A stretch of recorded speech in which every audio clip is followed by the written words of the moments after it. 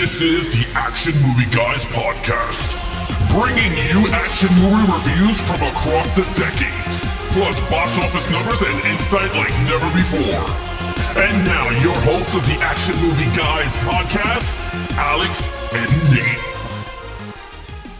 Welcome everyone to a brand new episode of the Action Movie Guys podcast, episode 297. We're continuing on our Turtles watch through. This is the final one, okay? Yep. And then we're going to do some bonus episodes of the animated versions later down the road. But let's start it off with the Turtles, Teenage Mutant Ninja Turtles Out of the Shadows from 2016. I'm your host, Alex Figueroa. My co-host is Nate from Netflix Reviews. All right, Nate, this is the final one in terms of the live action stuff. How are you in terms of the franchise watch through? Well, I had a blast.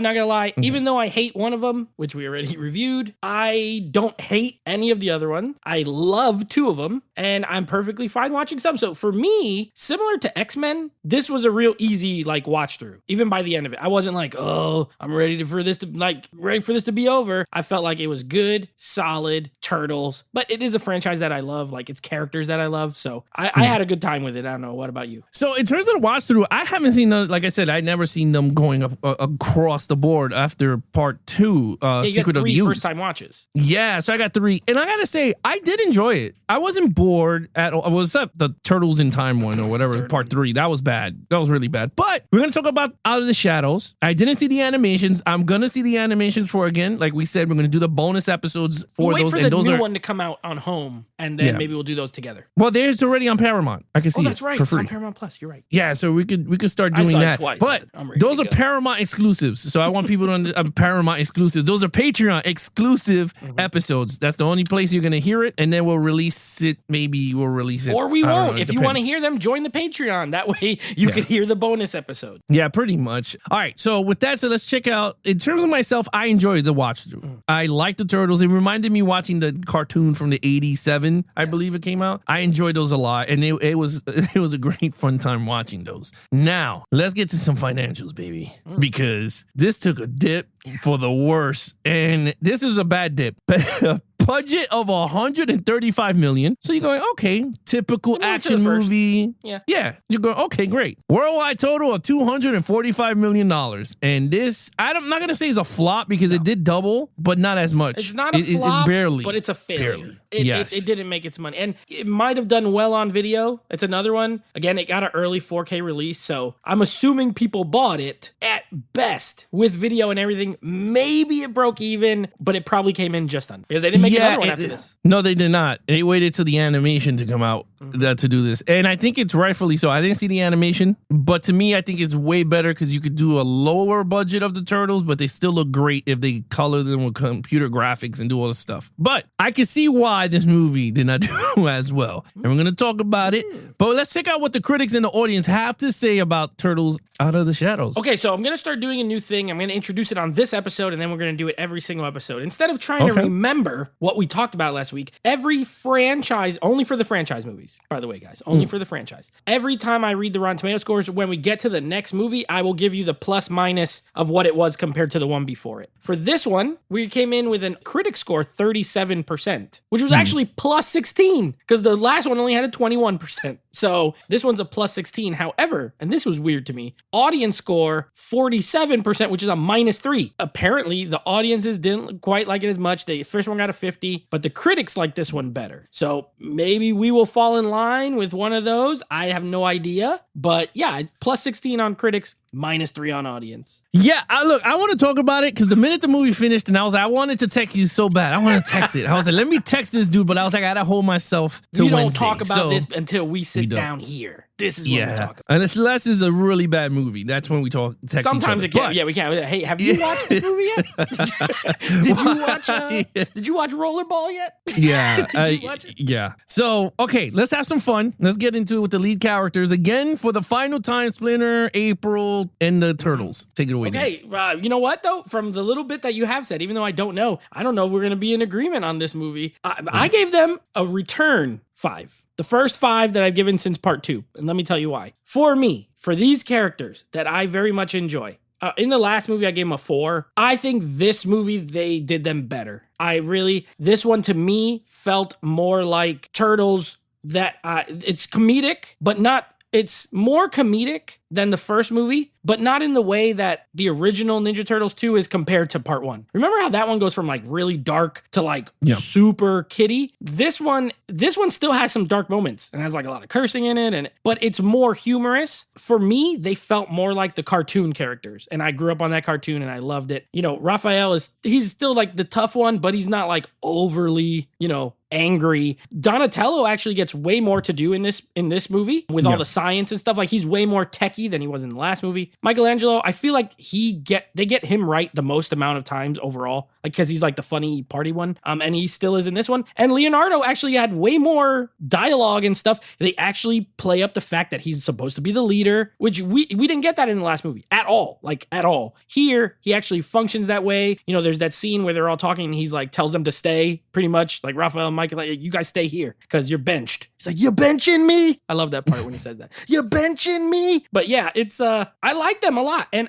what made me get it to a 5 for me in this movie, I love the element of they have that purple stuff that can possibly turn them human. That whole thing of like, should we do it or should we not do it? You know what I mean? Like, the reason it's called Out of the Shadows is because really a lot of it centers on them wanting to be known in the public and not have to hide. So factoring that in, like, hey, maybe we have an opportunity here to not have to hide. I like that. It adds a little bit of like, should we not? So for me, I thought they got them exactly right. Similar to the first 2 movies, I gave it a 5. Splinter is still creepy, but he has way less to do in this movie. He's like barely in it, honestly. And April, I actually think April, as they did not need the schoolgirl scene in the beginning. It's like, come on. I mean, this is like equivalent to the butt shot in the first movie. It's like, really? She's just gonna walk and change into this schoolgirl outfit? However, even she felt more like just their partner who's like up above ground than like, they didn't lean too much into the whole, used to be our master and she named us and we were her pets. And she mentions one thing, and last but not least, before I let you go, I'm sorry, I know I'm going long, but Casey Jones, horrible in it. I do not like this Casey Jones. I know it's the guy from Arrow. He's whack. I don't like that he's a cop. The one failure is Casey Jones, but I don't really count him as the main guy, so I still give it a 5. Okay, so when it comes to this film and the lead characters, and I'm gonna ball everybody in there. April, because she's in there too. Casey Jones and all of them. I gave him a 4. And here's why. I liked the Turtles in the first movie in 2014 because it just focused on the Turtles. Mm-hmm. This one, they had way more characters with other people. Casey Jones, I do agree with you. He didn't need to have that whole, he was a cop and I wanted to be a detective. And then he's a hockey player that miraculously got pinpoint accuracy like Wayne Gretzky with a puck.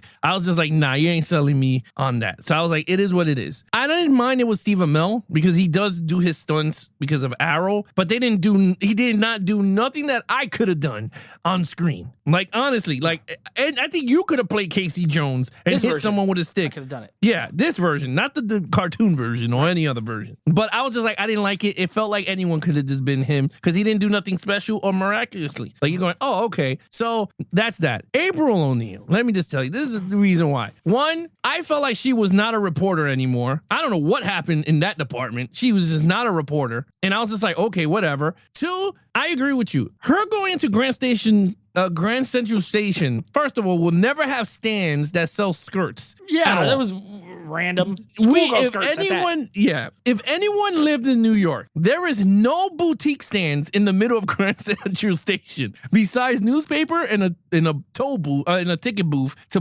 go on those Amtrak trains. Other than that, you ain't gonna see schoolgirl outfits and her walking by and stealing it in front of everybody and then putting it on.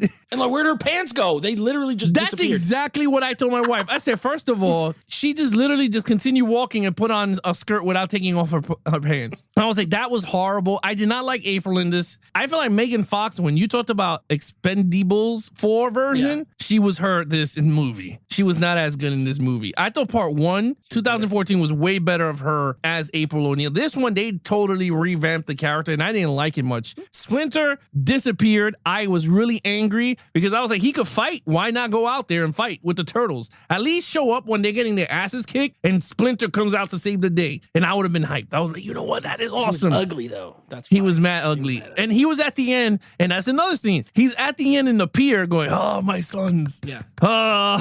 He's standing there, came for and the no one's celebration. questioning. Yeah. No one's questioning a big ass rat in the corner. Just I mean, at that hanging point, out. they're like, well, if there's these 7 feet turtles, anything is possible.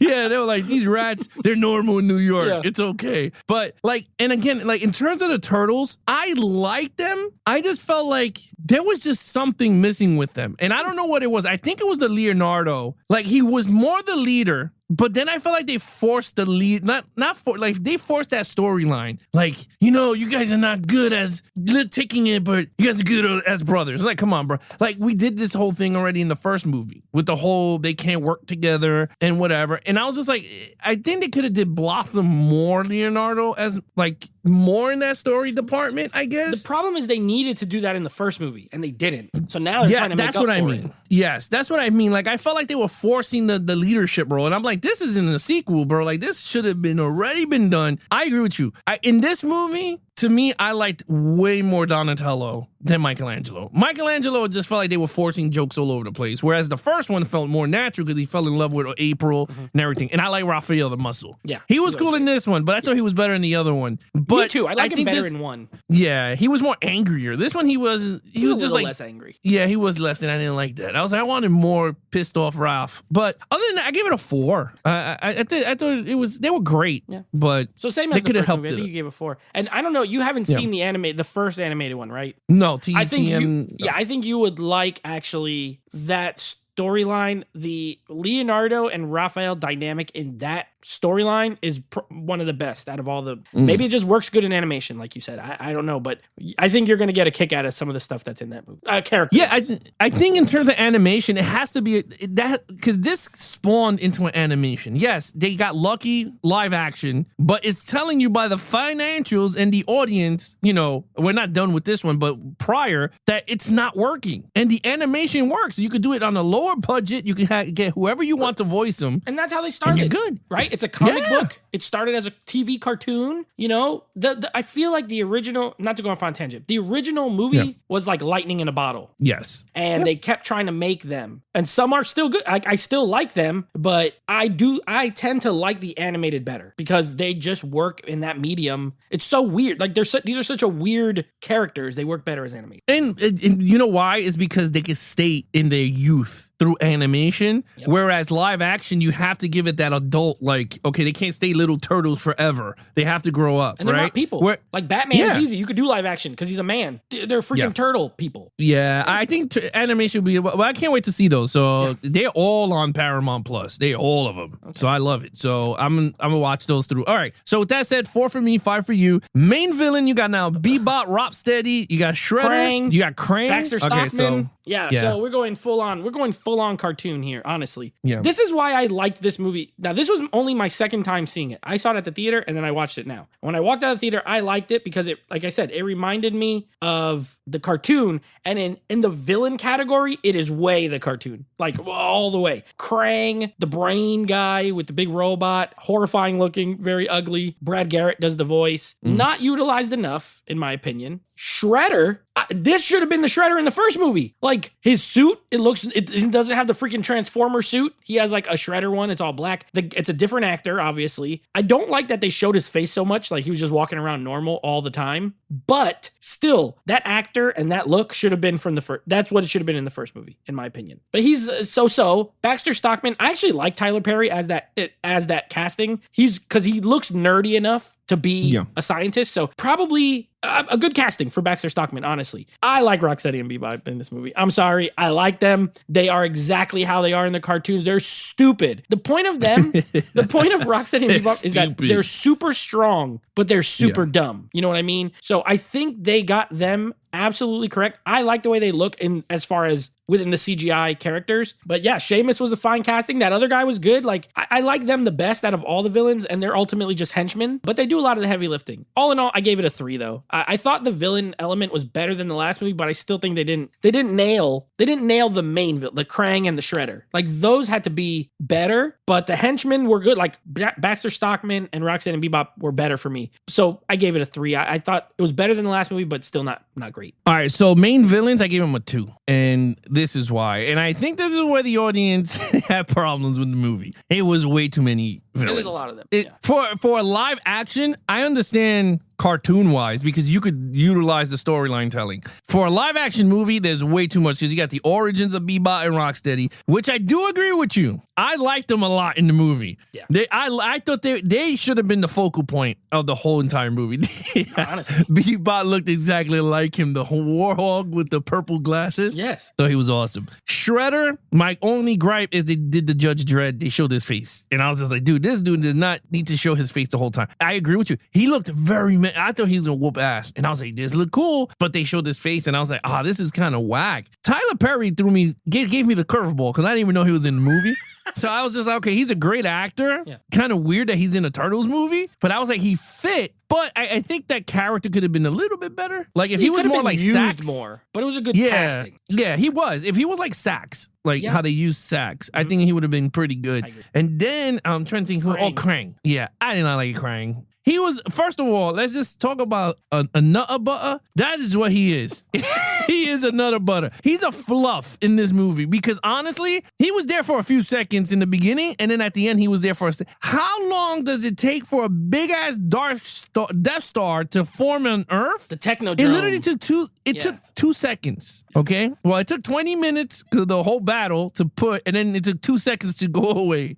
And I was just like, this has to be one of the, it really hurts me because I'm like, this felt like a Transformers movie towards the end. Full blown Transformers. I think it was the one with the night that they were in Chicago. Yeah, and then they had it was the same thing. They were fighting in that big thing in front of everyone. And I was just like, this looks so eerie in terms of another movie. I didn't like it. And in terms of the ensemble of the villains, honestly, it was way too much. For me to even go, okay, like Shredder sends Bebop and Rocksteady to Brazil, which I thought it was a cool scene. I was like, all right, that is pretty fun and cool. But then Krang, I kind of like the Krang from the cartoon because he had the he has that little snivelly voice. Yeah, and then he had the like sucking the saliva, like you turtle. Yeah. No, you're right. And it's cool that I guess we'll get more into it in story. But I forgot to mention the worst part, and you're gonna agree. I already know you're gonna agree with me. The way they dispatch of Shredder, that he walks up to Krang and literally he just freezes him in a block of ice and puts him in, and that's it. He's gone. He never comes back. Yeah. You never see what happens. He just is gone,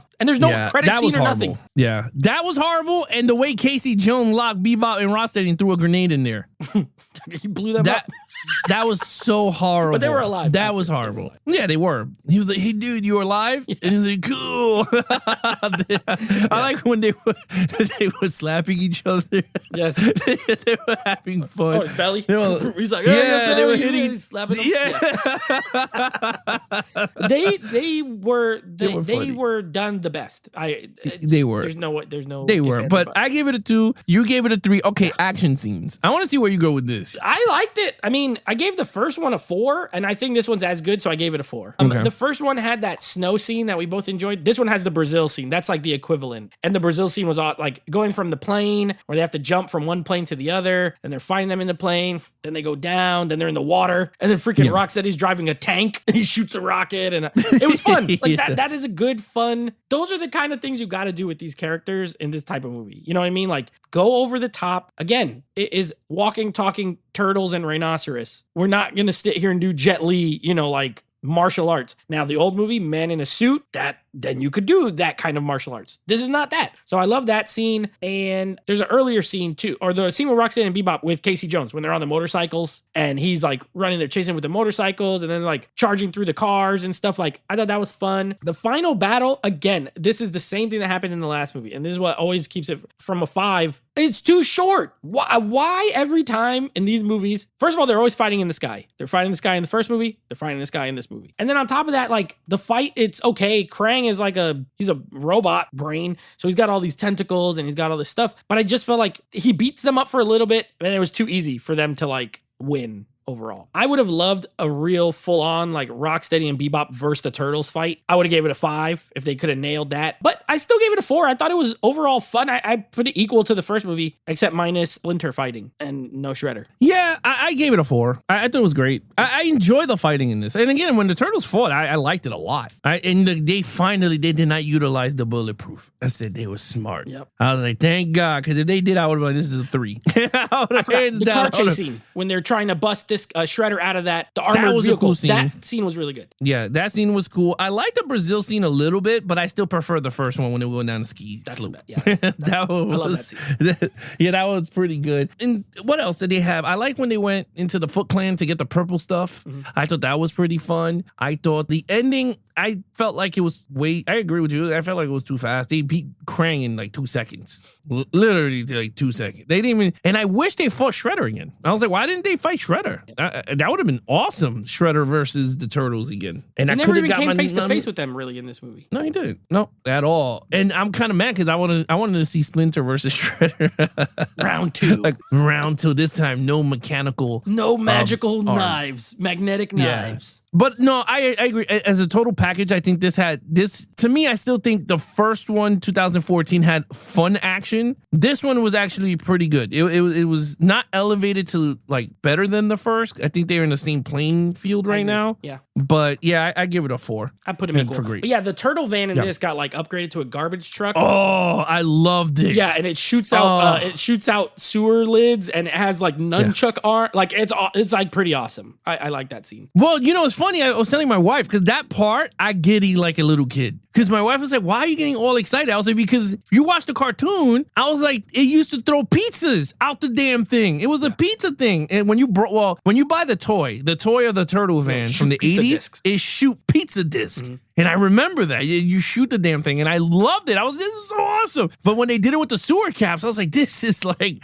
elevated awesomeness. The only thing I did not like was the big ass nunchucks. I liked them, but I'm glad that they got rid of it. Like, it was funny the way they got rid of it. Like, they were there for like 2 seconds. He didn't even... Yeah, Mikey said, he broke them. They worked. And I love when Raphael's just like pacing in the back. He's like, come on, you're not using me right. You're not. And then he just jumps out the back and clotheslines the dude and then like climbs on the other like that was a good scene. And he drives the motorcycle to catch up with them.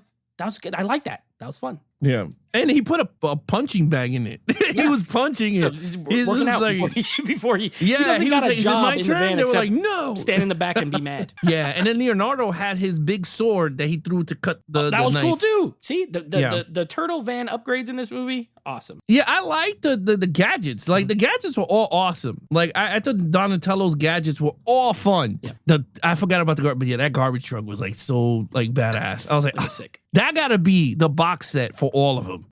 They have it. They have one. Or they had one for this movie when it came out on Blu-ray. It came with that in the garbage truck. I mean, no, it comes with all of them. Oh, like all of the films in the maybe one day in the garbage truck. That would be pretty cool. Okay, let's get to storyline. Okay, so I know you're not gonna like it as much as me. I gave it a 3 though. I still didn't love it, but I gave the first one a 2. I prefer this movie to 2014 on the whole. For me, for what they were going for, I think they did it better in this movie than in that movie, and the storyline is no different. Now, there are things about the storyline I do not like. We touched on Shredder. I thought that was a waste, especially the way they ended him. I don't mind the idea of having Krang trying to bring the Technodrome into this dimension. He's from Dimension X. So that's pretty cool. I actually wish they did more with Dimension X. And instead of what I wish is instead of them just having it go there and be in the sky like that, I wish the Turtles would have went there and visually what they could have done with Dimension X, do something cool. But again, Rocksteady and Bebop being added, good. I don't mind them adding Casey Jones again. I don't love I don't love the character in this movie, but it was fine. But for me, most of the story rests on the Turtles and their interactions with each other and their whole dilemma. And I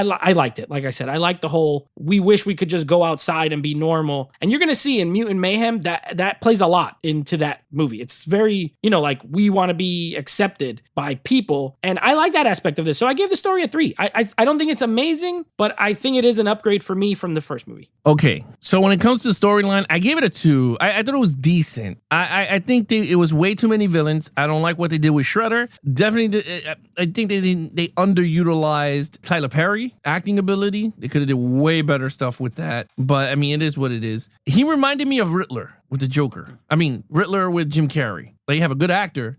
playing a goofy ball. You know who would have been perfect for that role? Robert Williams. I think Robert Williams would have been pretty good as the as that nerd. As Baxter Stockman? Yeah, because he reminds me of like the scientist from like Part 2 Secret of the Ooze, that type of scientist, like that goofy. I think he's been both, like he's been a white guy and a black guy through stuff, so it could have been anybody really. Could have just casted. Oh, it could have been anybody. Yeah, it could have been. Yeah, so I did not like April O'Neil in this. She's not a reporter. I kind of wanted to see her as a reporter. At the end, she was, which I was like, okay, so what happened from the time period from the beginning? You were an espionage agent, which that irked me in the beginning. When she was done, tell her, you gave me a Christmas gift of this watch that does like Tony Stark stuff. Mm-hmm. And she's like, how close do I need to get to download this stuff? And he's like, really close. 18 inches or something like that. Yeah, he was like, so like for me, I was just like, I wanted the sequel, and I was really hoping the sequel was really, really, really good. They had moments, and not many sequels I can say had moments that I was like, man, if they could have just did this better, I would have fun. I love the scene with the garbage truck. I thought they should have utilized more of the garbage truck. It would have been so cool towards the end if they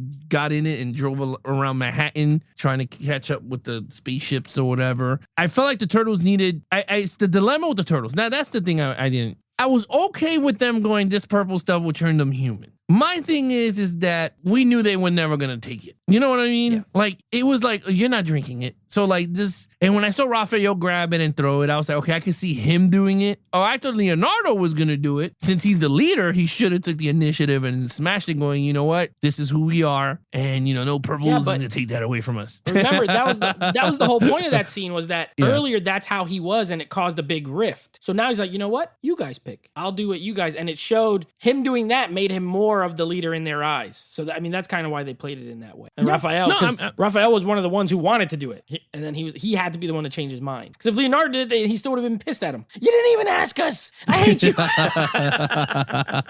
That scene was pretty funny, though, when he's like, you don't tell nobody. Mikey was like there. He went, oh, yeah. Dude. Oh, remember when he was holding him back? Yeah. He was like, just tell him I didn't tell you. Because he was like really angry. He's holding on to him. He was like, tell him I didn't tell you. So like that scene, like they had some, again, there was a moment. Oh, before I wrap it up. Will Arnett's character, I hated the shit out of that character. You're stupid. The Falcon. So stupid. He was breathing into bags for 200. His breath. Falcon's breath. Yeah. She's like, what are you doing? She's like, oh, I'm blowing into a bag. Yeah. Like, I was just like, what? I hated that character. I was like, this character is so dumb and useless. They should have left him out, honestly. Yes. They didn't need him. He was fine in the first movie. Just leave him out of this one. He was just so annoying. But anyway, I gave it a 2. You gave it a 3 overall. Overall, this one's a 3 for me. Now, I think I gave the first one a 3 as well, but I like this one better. I like overall, for me, I think it is more entertaining, even though it's like 10 minutes longer, but I feel like the pacing is better in this movie. Like, it moves really fast. There's no moments where it's like, it's constantly moving and going. Again, I love seeing Rocksteady and Bebop on the screen and done in a cool way, because at this point, this was the 5th movie in, and they had never been in any of them. You know what I mean? So that was great. It gave me a lot of nostalgia for the old cartoon. To me, this feels like the same way we talked about when we did Dark Phoenix, that there's certain stuff in that reminded me of the cartoon, especially in the action. This movie reminds me of the cartoon I grew up watching. So it could be that, definitely, that plays a factor into why I do like it more. I still don't love it, though. I gave it a 3. I think it's good. I just think it's a good Turtles movie. It's nowhere near the first 2 live action ones for me, but it's the 3rd best, in my opinion, as far as my ranking of the live action ones. So I liked it. 3. Yeah, when it comes to... You know, it's weird because this was the score that I was just like, man, what am I going to give the overall at the end of it? But to be really honest with you, I cannot put it even near the 2014. For me, I liked the first movie more. And I don't know if it has the same feeling of Turtles 90s versus Turtles 2000 and Turtles of 92, like the Secret of the Ooze. Like, I prefer the first one over the sequel. Oh, yeah. I'm having the same feeling here, even when we were talking about it, and I'm going, I kind of like the first movie more because it felt more like the original 90s version where it was more serious. I mean, I know it's a more modern version of it, but I kind of liked it. It didn't have that many villains, and I felt like the characters did have their faults and here and there. They wanted to hang out. They're on top of Madison Square Garden, and they drop a pizza, which I thought that was all funny. Or even when they was shooting the spitball at him. Oh yeah, that was funny. And they're funny. at Madison Square Garden. They had real NBA players in there. That was hilarious. Yeah, There's pizza on my shoe, and the ref's like, "Welcome to New York."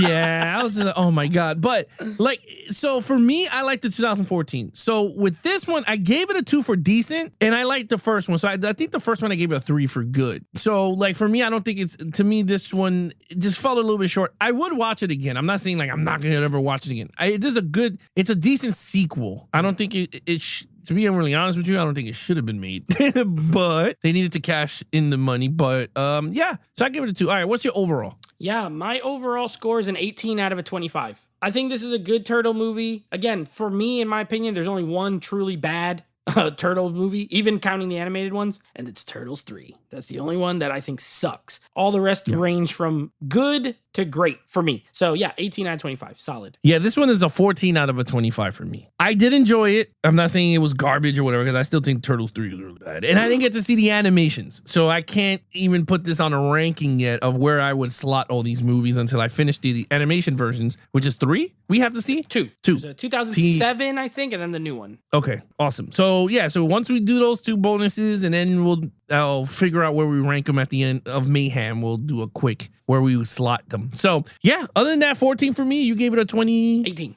18. So 4 points down. So it wasn't that bad. We're just one down on a couple things. Yeah. So all right, Nate, what is coming up next on the podcast? Well, we did it. We made it through another franchise. It's pretty crazy. We've gotten through a lot of franchises, and we still have a heck of a lot of franchises. Yeah, we do.